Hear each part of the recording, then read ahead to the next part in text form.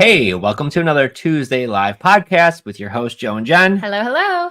I am Joe, and this is my beautiful wife, Jen. Yeah. And today we've got some cool stuff, guys. We're going to be talking about who our sellers are, our avatar seller. Avatar. It's such a funky word. I know. Well, so if we blended all of our sellers into like one person situation, like what most commonly are these? And we're going to talk about that today. We're going to talk about how we found them or how they found us. We're going to talk about what kind of properties these were. Mm-hmm. And it's way different than you're going to think. And so I'm really excited to get into that too. And these are primarily creative finance deals that we're chatting about. I'm going to talk about a little bit of both. Oh, okay. And because our avatar seller, and I'm glad you brought that up, is different for both. Mm-hmm. And I'll give you a great example of that. I'm going to just get right into it. Yeah, let's go. Y'all, I hope y'all ready. So the first thing I've noticed is houses that we've wholesaled. What is wholesaling? Wholesale means this is a house that needed a lot of work. The seller says, hey, I'm going to give you a huge discount because my property needs a lot of work and I want a cash offer for that house. Now, don't get me wrong.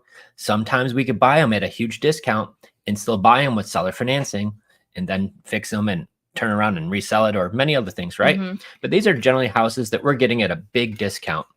And you know what? That avatar seller is some similarities of what our avatar seller is for creative finance deals, but the properties are completely different. Right. So the properties are completely different. So what do I mean by that? Wholesale deals, houses that need a lot of work that we're getting at huge discounts, were generally built before 1990. So that means houses that were over 30 something years old and older. So when I'm looking at somebody who has a brand new house and they're like, what's your cash offer? Guys, we're not going to get that for a big discount. It doesn't need a lot of work. Yeah. So when someone says they've got a 4-year-old house and I want your cash offer, and we talk to them about the property, unless something crazy happened there, odds are it's pretty close to turnkey. However, we did have our Marco Island deal, which is a deal that we wholesaled. That was built in 1991. How do you remember that? I remember weird stuff. Weird stuff. And that house was built in 1991. It was a 2,000 square foot house on the water with the boat lift, but the roof was old. There was that broken window. The kitchen was original. The bathrooms were original, all the flooring. So when we looked at that property and the seller reached out to us and she says, $900,000 and it's yours. And I'm looking at neighboring properties that are in great shape selling for $1.8 million. Mm-hmm. I'm like, wow. A little bit of a spread there, huh? There's a big discount there, right? We end up getting under contract for even a little bit less than that too. So, so there's the, whatever. But majority of the houses that we bought and done this to were built in the 80s. They had the 80s kitchens, 70s. Mm-hmm. And then we've done some houses that were, much, much older. You're talking 1940s and 30s and things like that. So I think it's really important to just remind people that we're not pinpointing certain years or properties, that we're very open when we are advertising and when we're trying to attract sellers. But there are some keywords that we're going to talk about using. Oh, yeah, absolutely. And then we're going to go on the flip side of this. So when we buy these creative finance deals, because that's our specialty, we love these creative finance deals. So what is that, Joe? That is turnkey. I know some of you are listening thinking, what is a creative finance deal? Well, this is where we're able to buy houses with seller financing. Sometimes they have what's called a wrap, where they already have a mortgage and we could just do a mortgage payment takeover. Sometimes people call that like a subject to. There's many different ways to do these, even like a lease option. However, when we're buying these properties, these are generally turnkey houses. These are houses that need almost nothing. Many of them that we bought that need nothing.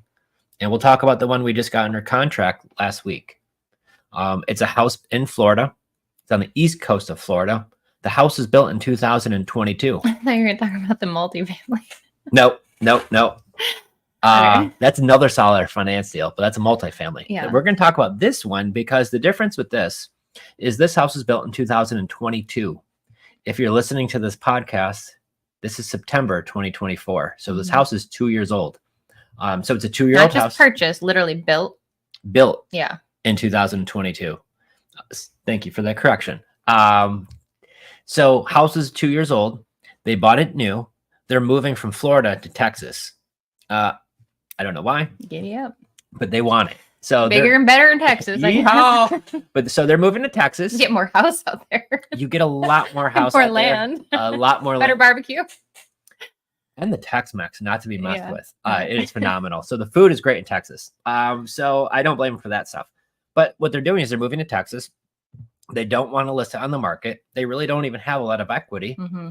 But I know everybody out there, if you're a real estate investor and you're only looking for the fixer-uppers, and I used to pass on these deals. It makes me sick to my stomach how many times a motivated seller reached out to me, had a turnkey house. Yeah. Well, we were able to put that house under contract. I believe we're closing mid-October, and they're moving to Texas.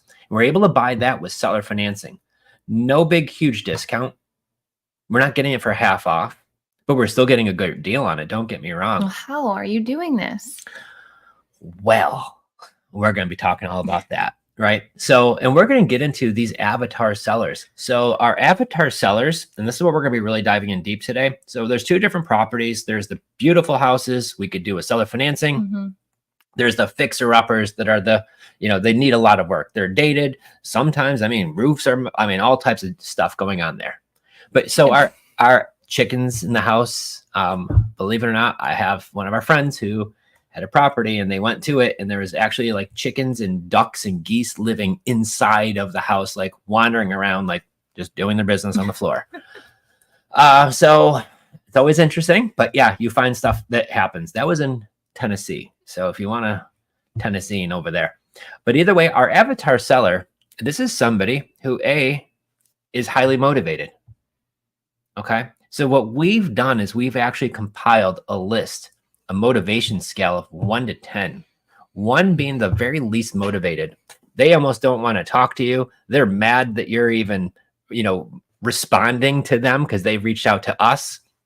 They maybe have even hit the button on accident, right? They didn't even mean to reach out. That's usually what we call a 1. Really nothing going on there.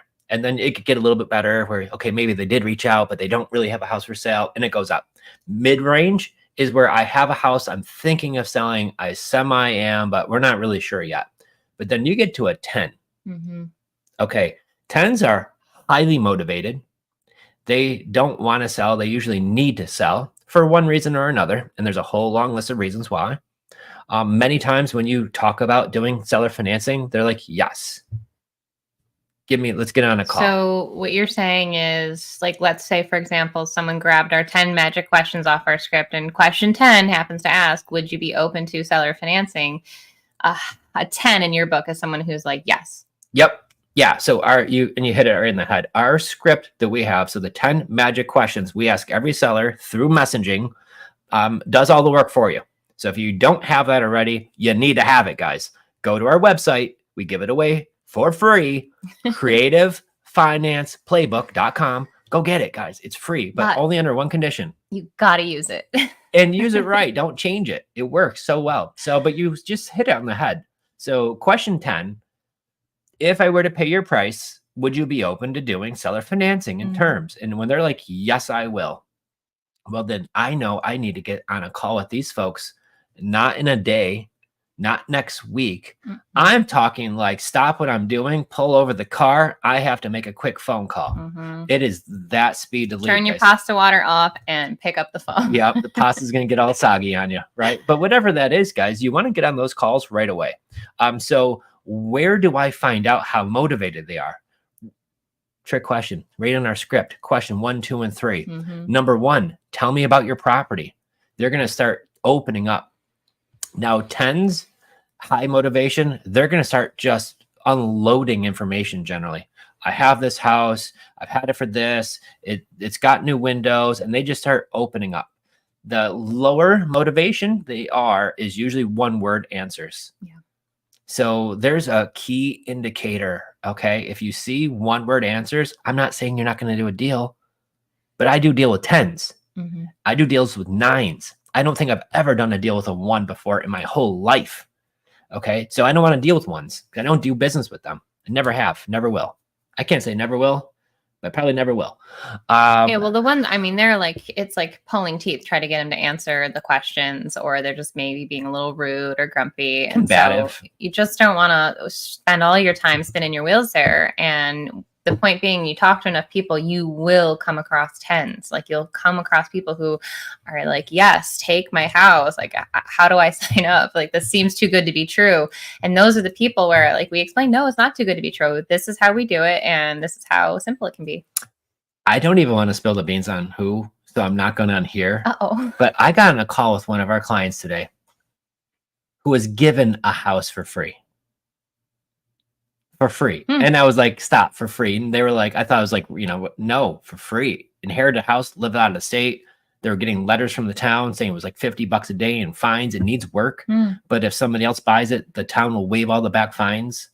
The guy's like, I don't want anything to do with this house. I inherited it. You could please just take it for free. And he's like, he's like, I gotta pay them something for it. But he was like, the seller is insisting on not taking any money for this house. That's crazy. More to come. Okay. But so was he a 10? How did he find the seller or she? So that was actually a postcard. Okay. Direct mail. I am not going to spill any more beans on that one, but that's going to be a story coming soon, guys. But so was the seller a 10, out of state, inherited the property, getting mean letters from the town saying we're fining you $50 a day for, what is it, tall grass, garbage, whatever was left behind. Right. And the guy lives in the other side of the country and doesn't want anything to do with this house that was just inherited. So he just wants the headache to go away. And the seller's like 80 years old. So it's not, he's just like, this is torture. Take this thing from me. I don't even want the money. And again, like I always have to remind people that if you are eat, sleep, breathing real estate, because that's what your full-time gig is, and like you just are all about it, you're on Zillow, you're talking to sellers, buyers, all the things, like most people, that is not their reality. Like buying a house, selling a house, inheriting a home, and now having this like property to deal with, like it's a headache for a lot of people. And honestly, I feel like we do have superhero capes on sometimes when we kind of swoop in and are able to help people out that don't know all of the ins and outs like we do. Even if you haven't done just maybe a few deals, like you know way more than an average person would. And so we have to remember that. Specialized knowledge. Right? Napoleon. That's what it is, right? We do it for a living, so we might be more accustomed to seeing these things. And it's just keeping your ears to the streets, y'all. That's what it is. Yep. But so here's the thing. We deal with 10s. We deal with motivated sellers like you all should be. So one of the changes that we've made in our business a while back was spend the majority of your time with 10s and 9s and 8s. You're going to feel much better about yourself. You're going to feel more productive. You might even do less work and accomplish way more. Because I know the majority of your leads that you're getting, the bulk of them are all the 1s, 2s, 3s, and 4s. Don't spend any time with them. Right. Let the computer and automation do that. So avatar sellers, highly motivated. They sometimes have some financial pain going on. Sometimes they don't. Everybody always assumes it's because of financial reasons, distressed. No, the seller just want to get that property and get the headache off of it. He doesn't even want money. Right. So it's not a money issue for him. It's not a money issue for everybody. So the important thing is, and I'm going to teach everybody about sales. You probably already know this, so I'm not telling you anything you probably already haven't heard, but you need to listen to what is going on with your seller situation. And listening to your seller's situation is how you're going to offer them a solution, not just blabbing out random stuff and hoping you connect. That doesn't always work, guys. Listen to what's going on. So motivated sellers, scale 7 and up, we're calling like right away. Number 2 is they don't always have financial pain, but a lot of them do. A lot of times, maybe they're making 2 payments and they can't afford it. Sometimes they've inherited a home. There's so many different reasons, but usually there's going to be some high level of motivation. And then if you also have some like financial pain added to that, right, that is like oh my gosh, like the bells should be ringing. Now it's time to talk to our sellers. So I'm a big proponent. I know when I very first started, and I'm going to give you the data, guys, based on we have over 18,000 leads in our CRM. 18,000. So that's a lot of people who have reached out to us over the years who have a property they want to sell. Now, out of the deals that we've done, have you ever had anybody who wasn't motivated? No. That's okay. Right? But like everybody that pops in my head, they had either it was like, hey, I need this payment off my back. I don't want to deal with this Airbnb anymore. I moved in with my husband. I don't want to be a landlord. I moved in with my girlfriend, now wife, and I don't need this rental property anymore. Like it's always been a reason of like, I just don't need this property. So it's an unwanted property, which if you've never encountered an unwanted property, like it could be a headache for people. Like I had an unwanted property because I met you, and now I had a house that I didn't really want to rent out in the city, but. And I gotta say, not for nothing, maybe I haven't seen you in a week, but you're looking good today. Oh dear. You're looking good today. So Jen was away for the last week doing a whole bunch of. I'm a little jet lagged today, but here I am showing up. No excuses. Right. So you were speaking last week in San Diego. Yeah, I was with the Cash Flow Queens with Nicole out in San Diego, and I got to meet Natalie and Carrie, some of our rock star clients in our community, and they showed me around San Diego. Got to hang out with my aunt and uncle for a little bit, which was so sweet. Hadn't seen them in a long time. And then I flew to Utah for the Wire retreat. So ladies, if you are listening and you are looking for a retreat with just women where you can cozy up in pajamas, Guys not allowed. No boys, coffee chats, hot seats. It's such a beautiful mix of like talking business, but also like having fun, which I feel like I'm really bad at sometimes. Like I don't always allow myself to just have fun and, you know, play silly games. And I think that there's such beauty in that. So you jumped in the pool with your clothes on. I know. You got to check out our reel on Instagram at Wire Community. Oh my goodness. We all had our hair and makeup done for the photo shoot, and then we all fell into the pool. You know, we did it for the gram. So it was a lot of fun. Grace and Amelia put on a heck of a retreat. That's my second one, and I definitely plan on going. So now that you're dropping the dimes, if you're listening, I feel sorry, because if you see what's going on over here, guys, we're having a ton of fun. So our sellers that we talk to, and I'm going to go over another situation because, you know, this sounds great and all, Joe, but that's single family homes. Well, we're going to talk about one we just put under contract last week. This is in New York. Mm-hmm. I have a seller who she's a 10. I've never seen her. But she's a 10 on my motivation scale, and I'll tell you why. So she lives in Colorado. She buys a house sight unseen, a multifamily. It's a 7-unit. She buys it sight unseen, 2022. So the height of the market.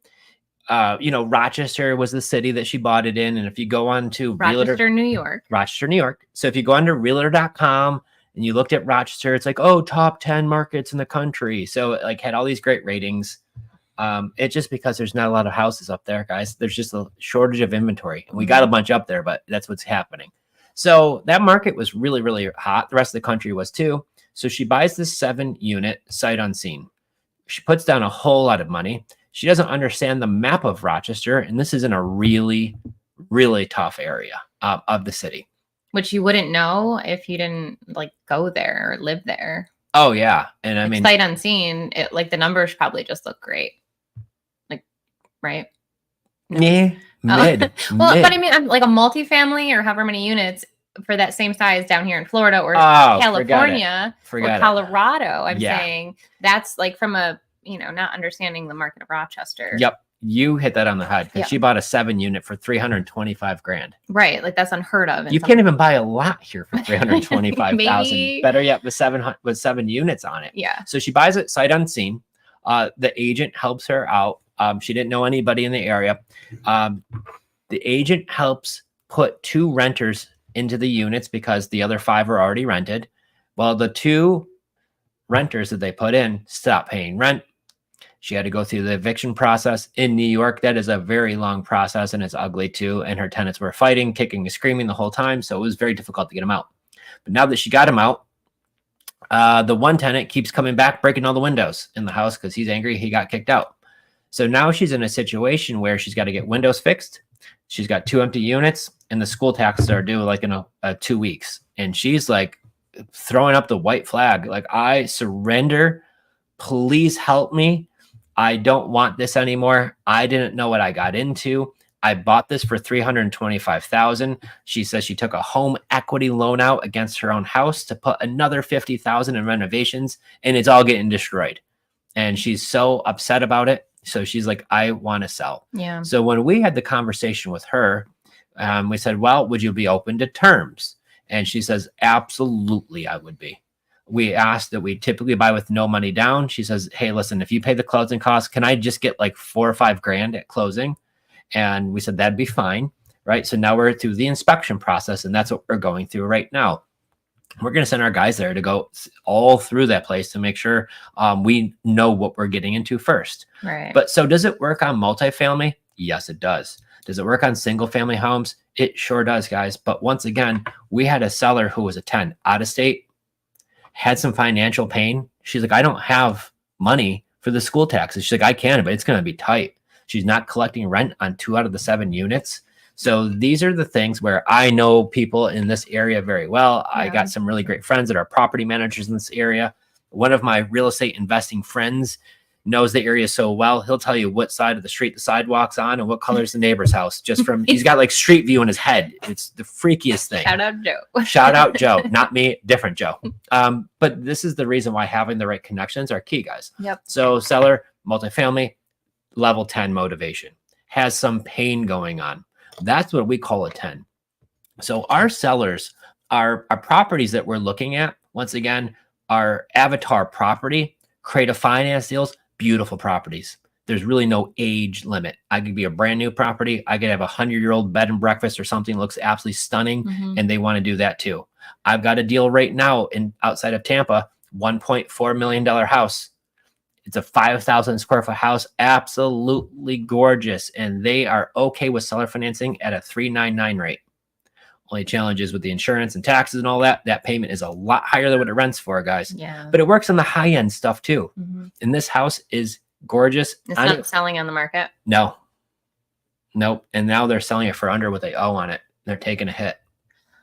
And I just can't, I mean, it's just right there. Like 5,000 square feet is so big. Like, as I was just staying in a 25,000 square foot house in Utah. Like, I don't understand some of these houses. Like, that's crazy. That's like a castle. It had 4 kitchens. So well, Utah, they got all that whole, yeah, you have a different lifestyle there. If you got 5 wives, you got, yeah, you got your main floor wife, your basement wife, your side house wife. You get them all. But yeah, so it doesn't matter what property is, because we've done, like you just said, the multifamily, then there's $1 million homes, and then there's also like the college apartment home where you could tell that it's been, frat house. Lived in a little bit, a couple beers were thrown back. Lived in. That was a frat house that we bought on terms with $100 down.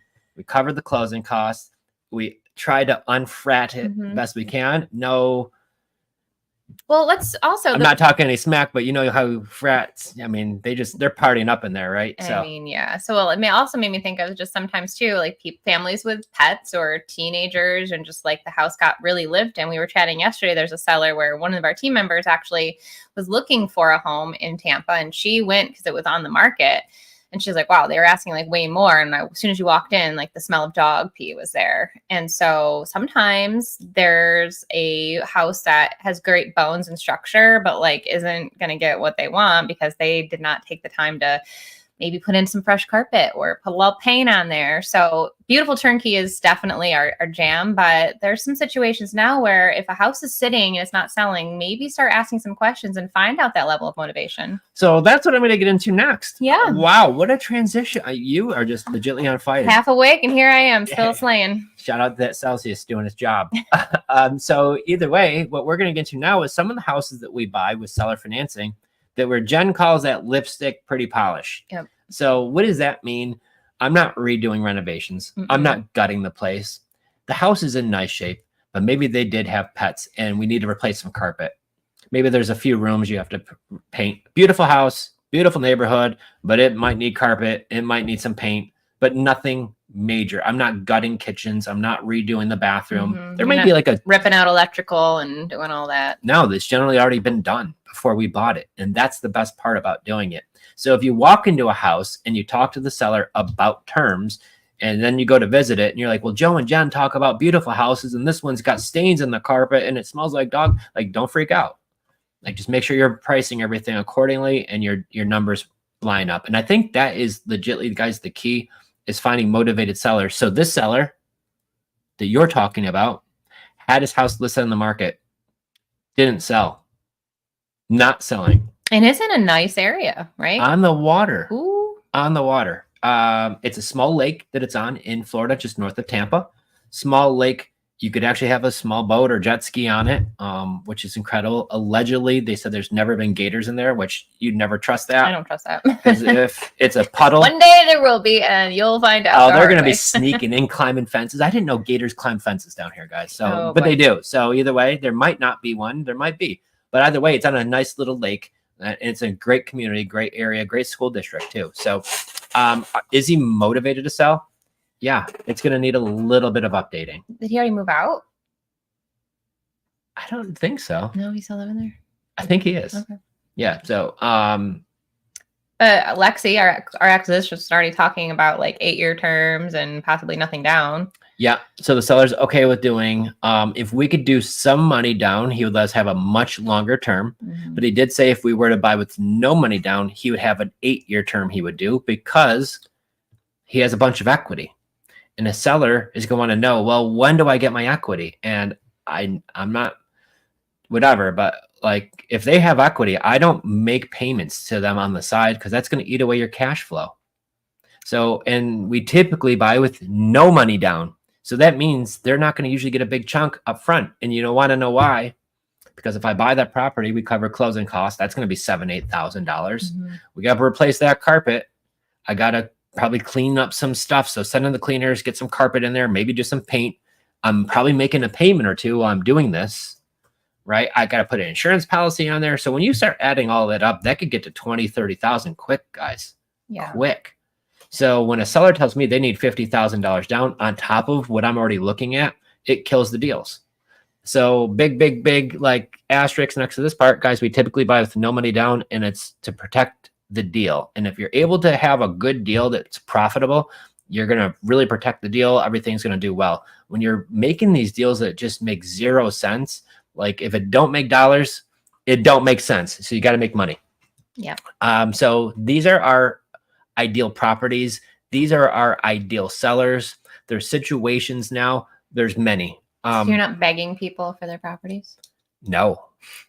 I even kind of do the opposite. I'm like, hey, why don't you just list this thing and sell it?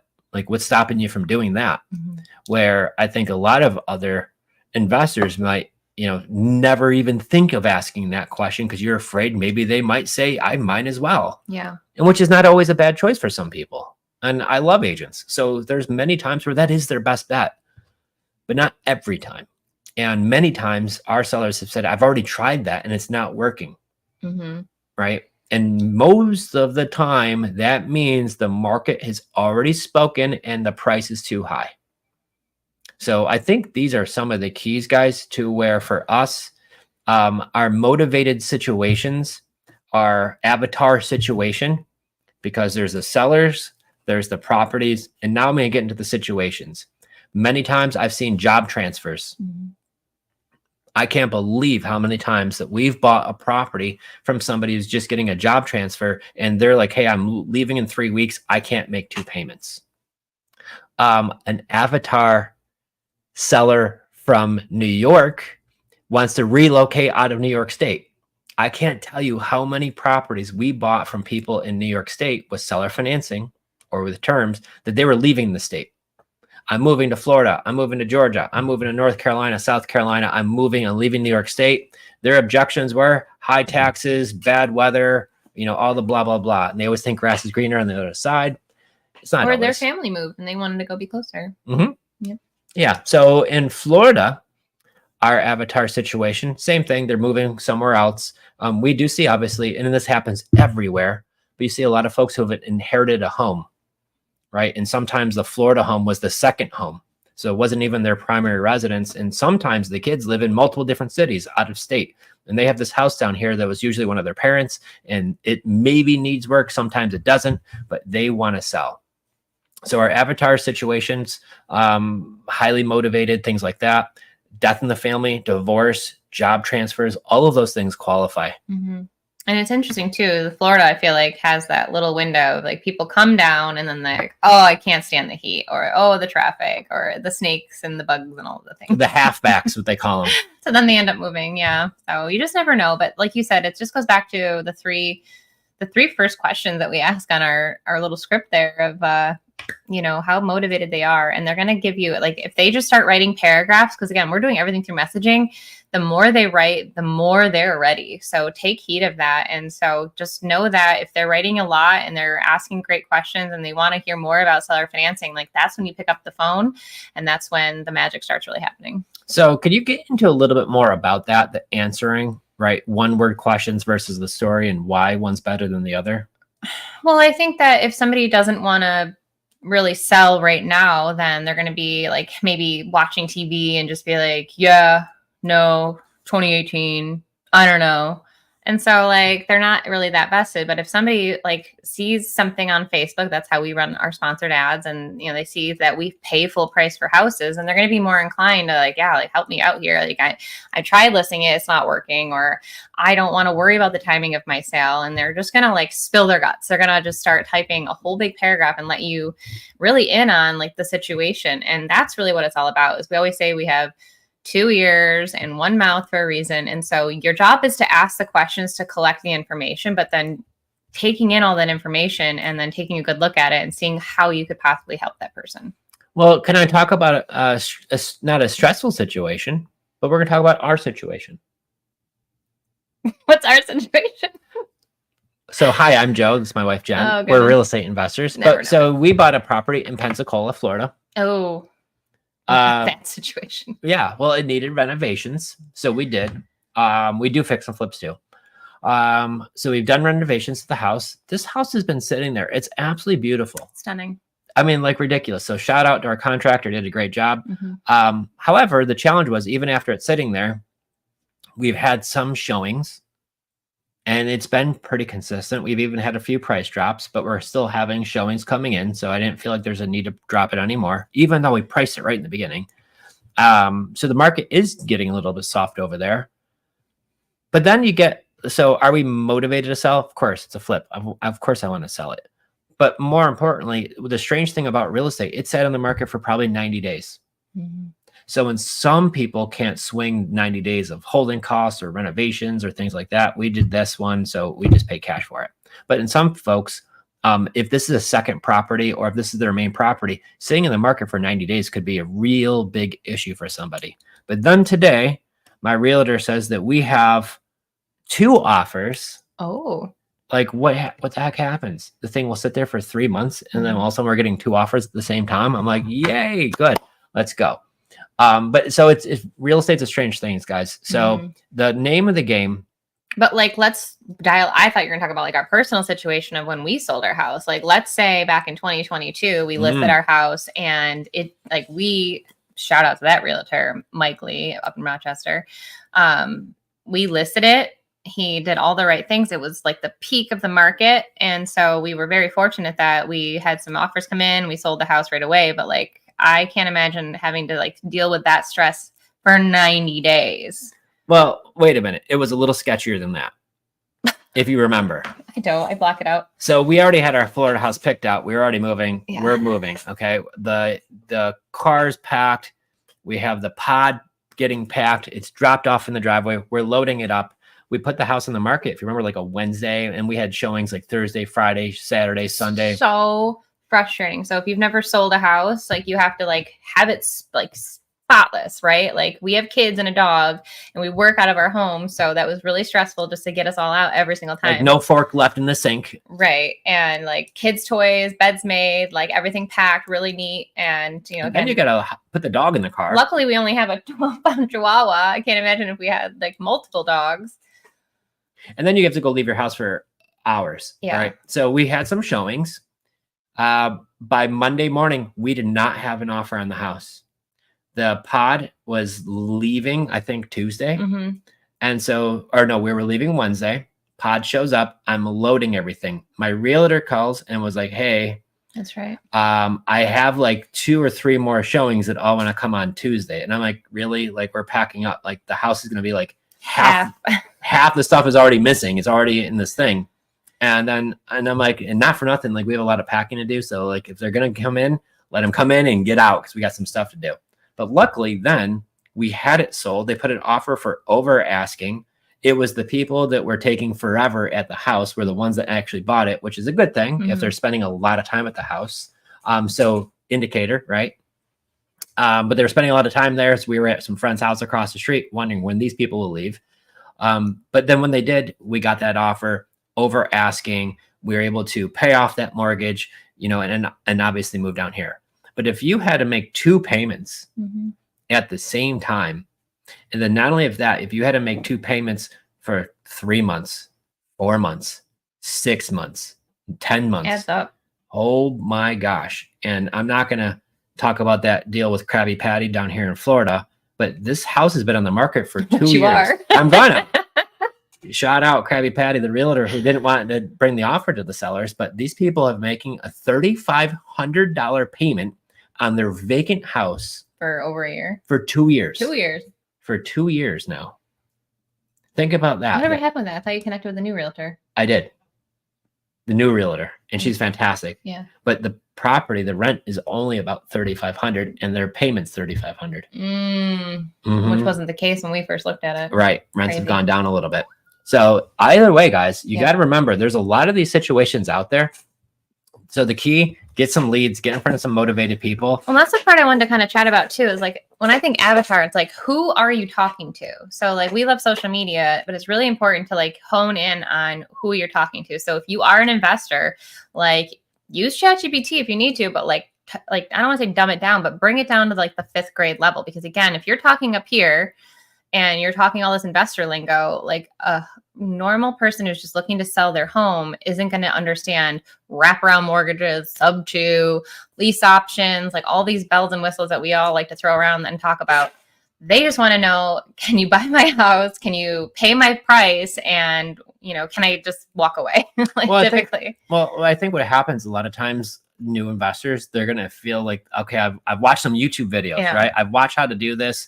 And they get all excited and they want to talk to a seller and tell them everything that they've just learned. And I've heard live seller calls, guys. And let me tell you, I'm not talking smack. You're doing your thing. Bravo to you.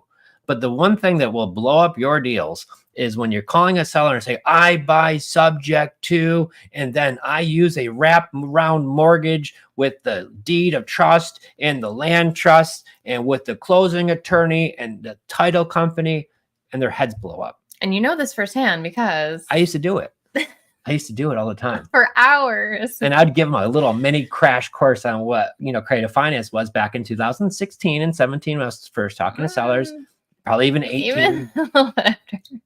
But the point of it was I realized that we were just blabbing what we would call diarrhea of the mouth. It's true, though. You kind of just like fire hose somebody and it's just too much. A confused mind then can't make a decision. So you really want to simplify things. So when you're speaking, if you're posting on your socials, which you should be because it's totally free, or you're talking live or you're in person with people, just let them know that you can pay full price for a house and you'd love to chat more about it. And when you're chatting more about it, just keep it simple. Yeah. And so simplify it. Mm-hmm. Keep it easy. I will tell you, a seller, if you've ever sold a house before, you know what it's like to sell a house, right? If you haven't, it can be stressful.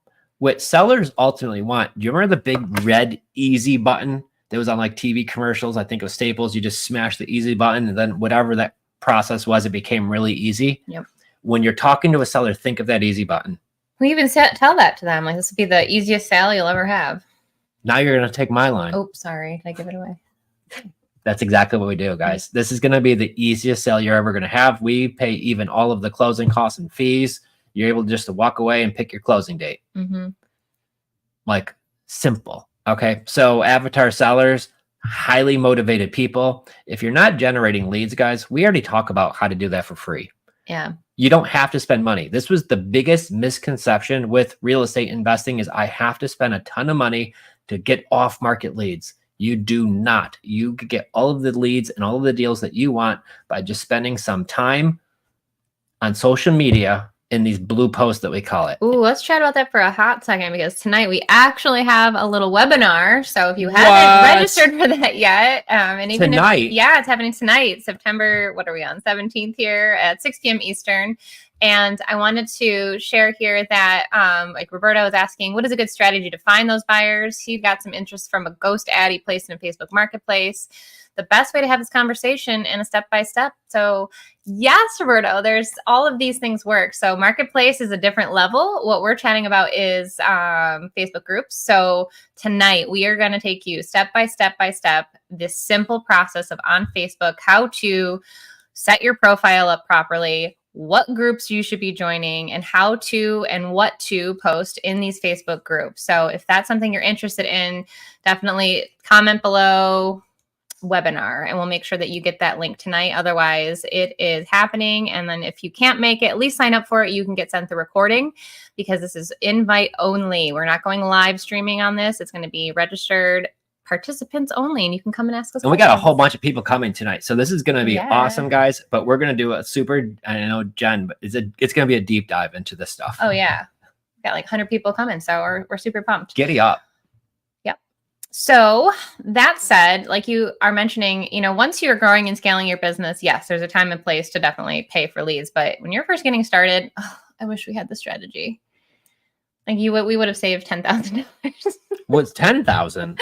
At minimum. It'd be a fortune because, guys, we spend money on Facebook ads now too. We still do, but we're doing, more. When you're first getting started, if you're learn for free by getting these ads for free or by getting the leads for free. You still need to learn what you're doing. And so many times somebody will call me and be like, hey, Joe, I have this, creative finance deal and I don't know what I'm doing. And I'm like, oh, do you want a JV on it? Or are you thinking of selling us the deal? And they're like, well, I want to keep it, but I'm really not too sure what to do. And I'm like, well, first up, you need to get some education training on how to do this properly. Yep. This isn't something you're going to want to just kind of figure out on your own. You really need to understand because you're got insurance, you're taking over payments sometimes. Yeah. It's a little bit more tricky and you really want to make sure you're setting yourself and your sellers and buyers up for success, guys. Absolutely. To where everybody wins. And, to do the right thing it's not that terrible or hard to do. You just got to spend some time with the right people. Yeah. So what are your thoughts on follow-up too? I have a comment over here on Instagram that Michelle, I've had several that had inheritance and they're set on their price. It needs full rehab. It was never renovated and foundation issues as well.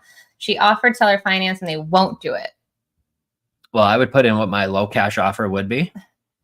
And I would say, well, here's the two options I have. I've got either A or B, low cash offer or slightly higher on terms if they would be willing to take payments for a short time just until I get it sold later on. Mm-hmm. If they are not interested in either one of them, well, then my question is how motivated are they on that scale of 1 to 10?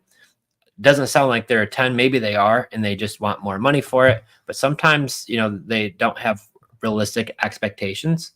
The lady I talked to today, she came in as a new lead. She did not respond to any of our messaging, but she left her phone number. I called it, introduced myself. She's got a house in Irondequoit, which is a suburb I grew up in outside of Rochester, New York.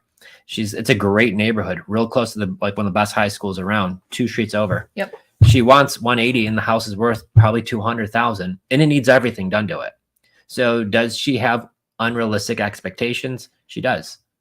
I have to at least find out what the cash offer would be and then submit that offer along with a seller financing offer because she says, no, I don't want to do terms. I just want cash.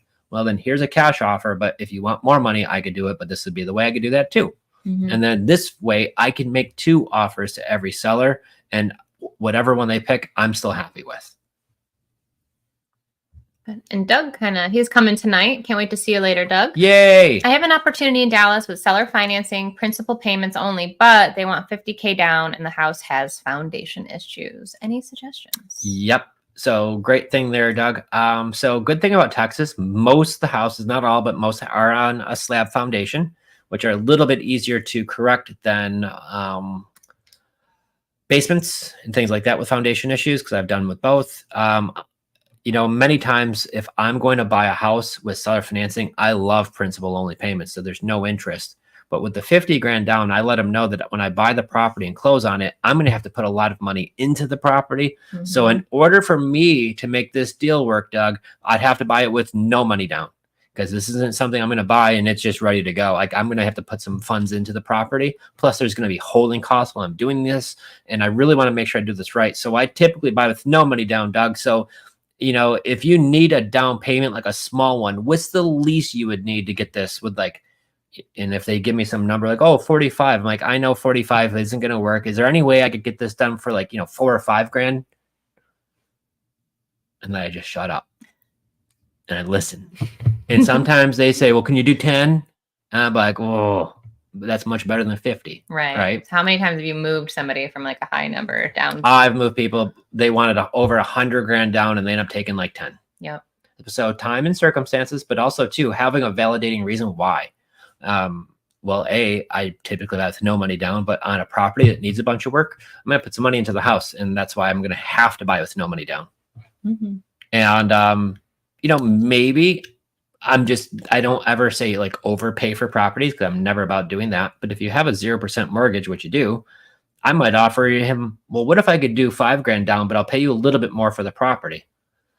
So this is why I love creative finance, guys. Mm-hmm. I'm letting the cat out of the hat. There's so many different levers to pull. When I was a cash buyer and I was only doing cash, there's only one lever. Yep. Cash price. Yes or no. Does it work? Yes, no, whatever. With this, I could look at the down payment, monthly payments, the term length, the price. There's so many different variables to this. This is what makes it so exciting and why you need to get proper training to learn how to really negotiate and analyze these deals to make the seller be like, wait a minute, Doug just paid me $10,000 more than everybody else because he is willing to pay over if I just do it with 10 grand down rather than 50. Mm-hmm. Right. So, because again, it's that purchase price most often. I mean, it's very rare where we run into a situation where the seller who is highly motivated will only take like a high amount down. If they're highly motivated, they're more flexible on that upfront payment. Yeah. Unless there's an extreme circumstance, like I could only do that much money down. Like we've got one right now. They want $50,000 down because he wants the 50 grand to buy an RV so he could go travel the country. He's already got it picked out. I'll do it. Seller finance, take my property. You could have it, but I need 50 grand down to buy the RV. And I was even thinking the point, like if you take a home equity line against the property to cover the RV, what would the difference in payment be? Can I still cash flow? Can't cash flow. But this is the point, guys. There's so many cool things to do. Mm-hmm. So yes, Doug, to answer your question, the one thing I always say is we typically buy with no money down. And probably who does that better than me now is Lexi. Ooh, girls on fire. Our acquisition manager, Lexi, was our babysitter 2 years ago. I said, are you looking for a job? Because she just moved to Florida. She said, yes, but I know nothing about real estate. I said, don't worry, I'll train you. I've trained her so well. She's gotten to the point where I'll talk to the seller. She's like, hey, Joe, I have a deal.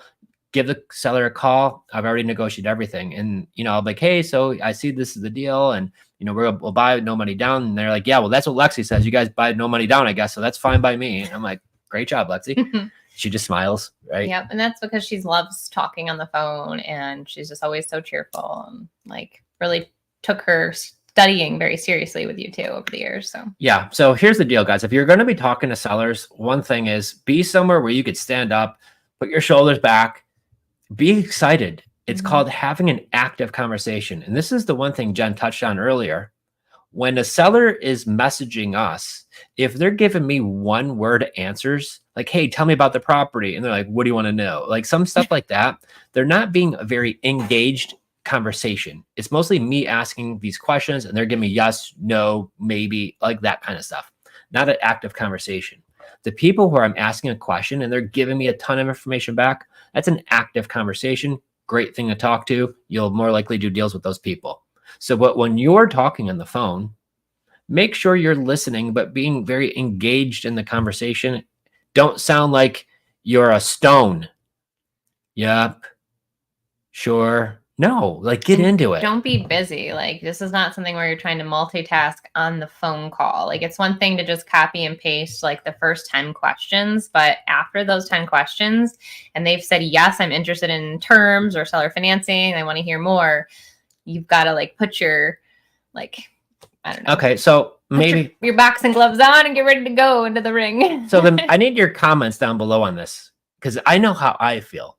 But if I was having a conversation with somebody and I could hear them like doing something in the background, maybe they're doing dishes or they're rustling around papers or they're whatever they're doing, does that like turn you off and make you not want to talk to them? So say me too if that's you in the comments Yeah. below, because I want to know if that's you too. Because like for me, if I'm talking to somebody and I could hear them wrestling around with papers, and I just don't feel like they're in my conversation. Right. They're elsewhere. And they're not going to be paying attention, guys. So I will tell you, if I'm on a call with somebody and I hear they're preoccupied with somebody or something going on, I will legitimately say, hey, I know I'm definitely interested, but is now a good time? It sounds like you have some things going on, and maybe we should either connect later on, or if now's good, I can still go forward. Right. But it's a nice way to say, stop doing what you're doing and let's have this talk, or if not, we'll have a talk later on. But also too, it's being respectful of their time, because maybe they do have something happening. So just being engaged in that call, super important. Mm-hmm.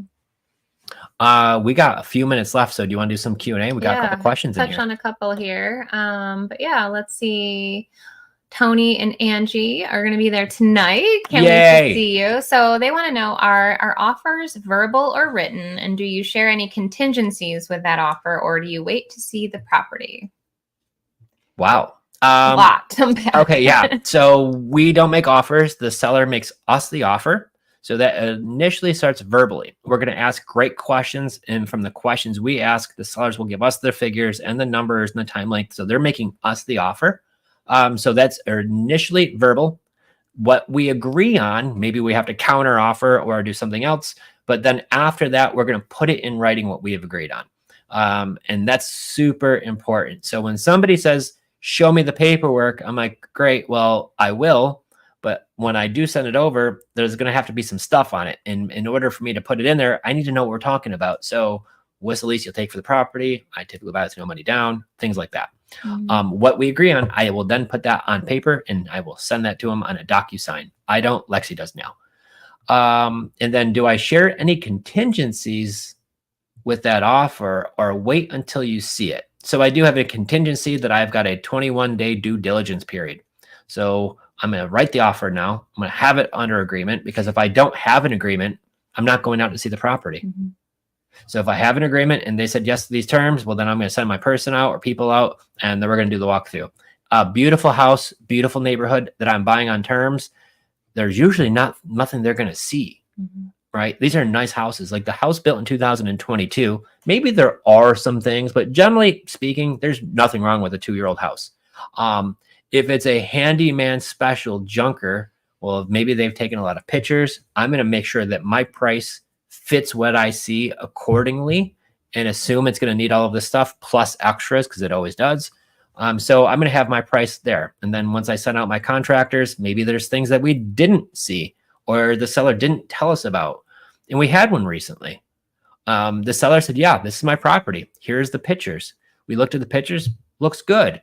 The price they wanted was more than fair.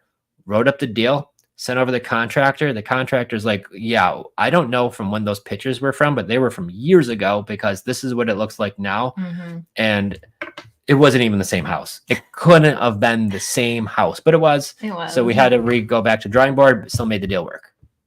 So that's the process that we do.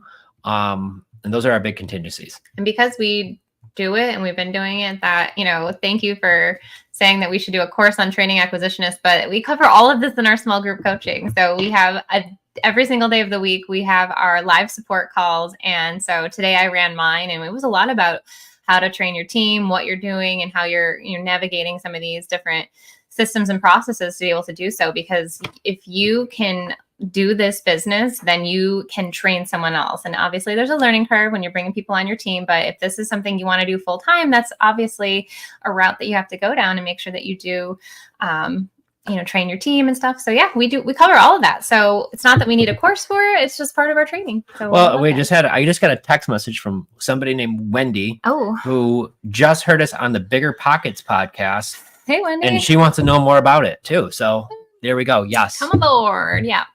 And we really break all of these things down. So Ina, great question. So we talk about these 10 magic questions. They're really simple. You get them off of our site. We call it a script, but it's just 10 questions. We have tried and true. We've tried it all.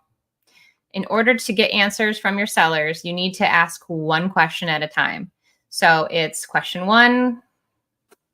copy paste, and they respond. And then question 2, copy paste, and then they respond. And obviously you don't want to be a robot. You want to add your emojis. And if they say something that's like a little bit, sad, like use emotion, be a human there, but definitely one question at a time. Don't clump them, don't skip them, don't change them. Like Joe said. So if you're going to go grab that script, use it and don't change it, one question at a time. And we really made it a nice guide from start to finish, because it's not even just 10 questions. It's like this whole like wrapped up guide at this point, where it's like giving you the behind the scenes of like why we're saying this, how you need to structure that. Some rebuttals are even in there. So it's not just like 10 questions. It's actually a really meaty document that you can utilize and really get started with it, because our goal is for you to be able to generate off-market leads for free. So Jen, if I don't have that already, where can I get that from? You're going to creativefinanceplaybook.com. It's our website. It's right there. A free lead, free guide, free posts that you're going to share. And we're going to go into how to post and where to post tonight on our webinar at 6 p.m. Eastern. So does anybody want to learn how to get free leads who reach out to you? These are incoming leads. Mm-hmm. These are people who will see your post and they're going to reach out to you and say, I have a house they want to sell. So who wants to see that? Write me down in the comments if you're not already registered tonight, and we'll make sure you get that registration code, because guys, you aren't going to want to miss this, because let me tell you, the key to this business, and I've been doing this for 24 years, if you don't have incoming leads coming to you, you don't have a business. Period. You're not going to do deals. You got to get leads. And if you think they're just going to be on the MLS, those are usually the lowest quality out there. Let's go. So I see a bunch of people saying yes. So guys, get your invite for tonight. It's going to be there. in I'm going to be there. 3 hours, and we're going to break down the nitty gritty details. It's in 3 hours, as you said. In 3 hours. Okay, it's not for 3 hours. No, it's in 3 hours from right now. So do what you need to do, but then you need to come back. But it's not on here. You're going to have to get the link because it's an invite event only. But we're going to do the deep dive on how you're going to be able to score leads. It doesn't matter where you are. Anywhere around the world you could do this, but we only do it in the US. So we're going to talk about groups here, but this is going to be the key. Okay. And as far as keeping things organized, in the very beginning, we were just doing the very best we could, whether it is a little bit of Post-it note or Google Sheets. At this point, we have some systems in place.